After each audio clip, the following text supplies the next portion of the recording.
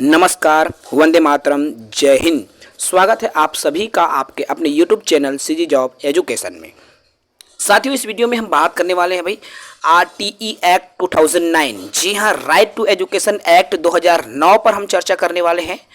गजब तरीके से बात करेंगे, फैक्ट पर बात करेंगे। पढ़ लो एक्ट, देख लो फैक्ट, देख लो वीडियो, मत लो वक्त। जी हाँ साथियों, बिल्कुल विस्तार से आप इस वीडियो को देखिए, समझिए। एक नंबर आपको इस वीडियो से पक्का करना है, क्योंकि एक नंबर का ये वीडियो है भाई। एक नंबर आप सभी साथियों को मिलेगा, तो डोंट बी लेट मत होना, तैयार हो जाए। चलिए फिर, जो साथी नए होंगे भाई चैनल को सब्सक्राइब कर लेंगे, ठीक है। सभी साथी चैनल को सब्सक्राइब कर लेंगे जो नए होंगे। चलिए बात करें हम सीधे RTE पर, ठीक है भाई। राइट टू एजुकेशन एक्ट 2009, जिन्हें शिक्षा का अधिकार अधिनियम 2009 कहा जाता है, आप सभी साथी परिचित है। इंपॉर्टेंट बिंदुओं पर ही चर्चा करेंगे, उसी पर बात करेंगे जो आपके एग्जाम में आया हुआ है, ठीक है भाई। जो साथी नए हैं चैनल को सब्सक्राइब करेंगे। चलिए, चूंकि आप सभी जान रहे हो कि वर्ष 2009 में बालकों का निःशुल्क एवं अनिवार्य शिक्षा सुनिश्चित करने के लिए राइट टू एजुकेशन एक्ट, या जिसे कहते हैं RTE एक्ट 2009 पास किया गया। इसे 1 अप्रैल 2010 को पूरे भारतवर्ष में कानून के रूप में लागू कर दिया गया, ठीक है भाई। चलो सवाल देखो, अब अगले बिंदु पर हम आए। वर्ष 2002 में संविधान के 86वें संशोधन द्वारा अनुच्छेद 21A के भाग 3 के माध्यम से 6 से 14 वर्ष के बच्चों को मुफ्त एवं अनिवार्य शिक्षा उपलब्ध कराने का प्रावधान रखा गया था संविधान में। आप सभी साथी इसको जान रहे होंगे, ठीक है भाई।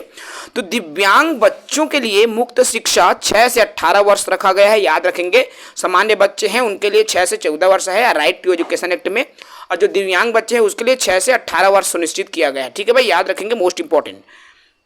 देखो धारा 12 क्या कहता है कि RTE 2009 के अनुसार प्राइवेट स्कूलों में 25% सीट गरीब बच्चों के लिए आरक्षित रहेगी। जो प्राइवेट स्कूल्स चलते हैं साथियों, तो वहां पर गरीब बच्चों के लिए 25% सीट आरक्षित रहेगी। उसका जो फीस है वो पालकों को नहीं देना होगा, उसका फीस जो है गवर्नमेंट अदा करेगी, ठीक है।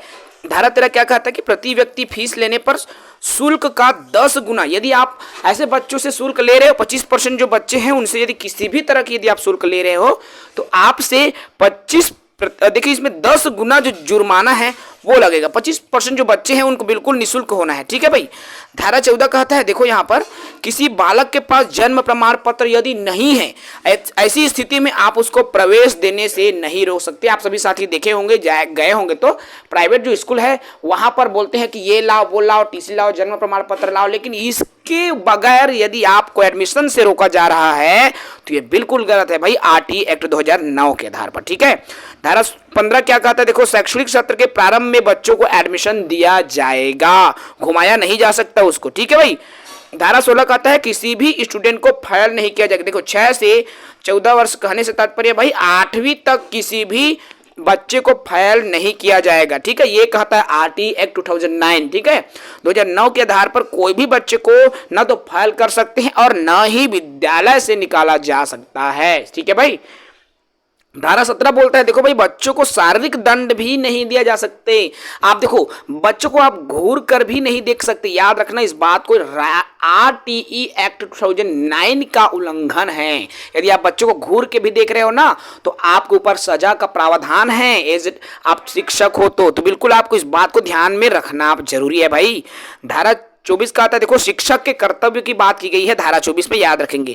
धारा 27 में शिक्षक को केवल और केवल 3 ही कार्यों में ड्यूटी लगाया जा सकता है। क्या क्या काम है? जनगणना काम के लिए ड्यूटी लगा सकते हैं भाई, चुनाव के लिए ड्यूटी लगा सकते हैं, और आपदा प्रबंधन में ड्यूटी लगाया जा सकता है। जी हाँ, इन तीनों के अलावा किसी और काम में किसी भी सरकारी शिक्षक की ड्यूटी नहीं लगाया जा सकता, ठीक है भाई।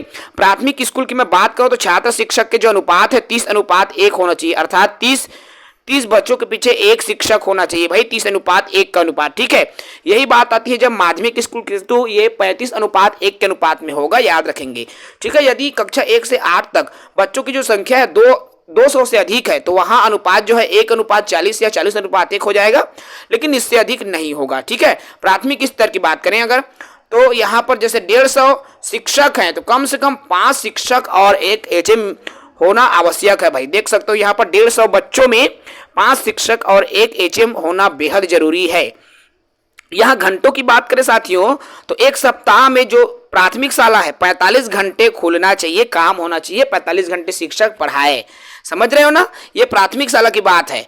ठीक है भाई, कम से कम देखो 45 घंटे एक सप्ताह में और 800 घंटे न्यूनतम शैक्षणिक घंटे। ठीक है भाई, 200 दिन, ये प्राथमिक शाला के लिए 200 दिन, 800 घंटे या 45 घंटे प्रति सप्ताह। ठीक है भाई, चलिए उच्च प्राथमिक शाला की बात करें तो साल में 1000 घंटे ये स्कूल संचालित हो, 200 दिन स्कूल संचालित हो और कक्षा 8 तक के किसी बच्चे को निष्कासित नहीं किया जाएगा। इसको भी याद रखना भाई। किसी तरीके से आप न तो उसको हटा सकते हो, ना फाइल कर सकते हो, ना कक्षा से भगा सकते हो 8वीं तक के बच्चों को। ठीक है भाई, बालकों के घर को प्राथमिक शाला से दूरी अर्थात जिस जगह पर बालक रहता है वहां से केवल और केवल उनकी जो घर की दूरी है साथियों, ठीक है भाई, उनकी घर की दूरी 1 किलोमीटर से अधिक नहीं होना चाहिए, ये भी याद रखना होगा।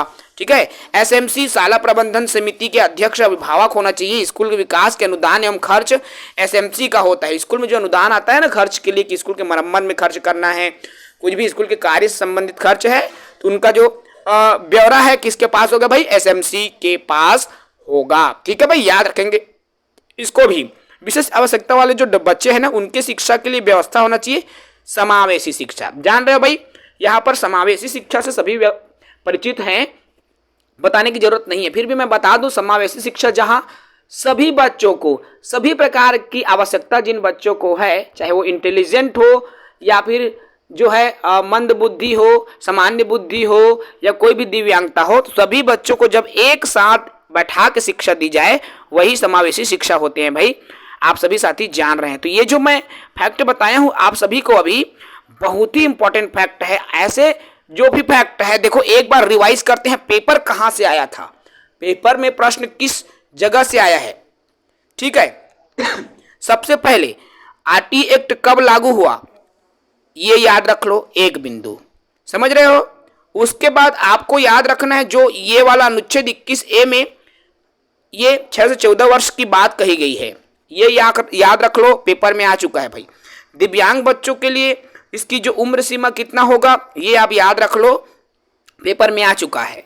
ठीक है भाई, धारा की यहाँ पर बात करें कितने प्रतिशत सीट, तो 25% सीट जो आरक्षित है। और एक बात यहाँ मैं बता दूं, मान लो जिस विद्यालय में आप ऐसे 25% के अंतर्गत आप आरटी के तहत आपके बच्चे का चयन हो रहा है, मान लो साथियों, ठीक है, अगर वो स्कूल सिर्फ 6वीं या 8वीं तक है तो वो सबसे छोटी कक्षा होती है। याद रखना, छोटी कक्षा से तात्पर्य पहली कक्षा नहीं होगी, तो यहाँ की छोटी कक्षा 6वीं हो गया।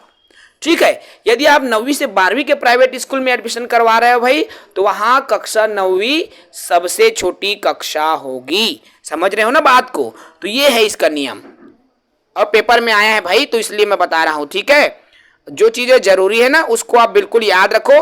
अभी यहां पर देखो सबसे महत्वपूर्ण ये जो आपके बिंदु है ना, छात्र शिक्षक के अनुपात 30:1 होगा प्राथमिक में और 35:1 होगा उच्च प्राथमिक में, ये पेपर में आया हुआ है, यहाँ कभी आप याद रखो।